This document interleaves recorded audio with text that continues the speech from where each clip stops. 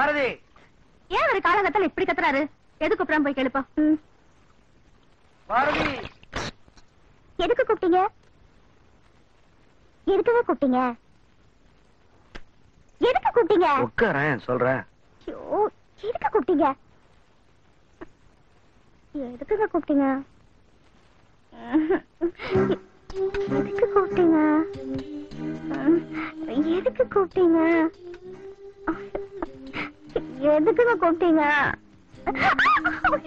எதுக்கு கூப்பிட்டீங்க? எதுக்கு கூப்பிட்டீங்க? எதுக்கு கூப்பிட்டீங்க?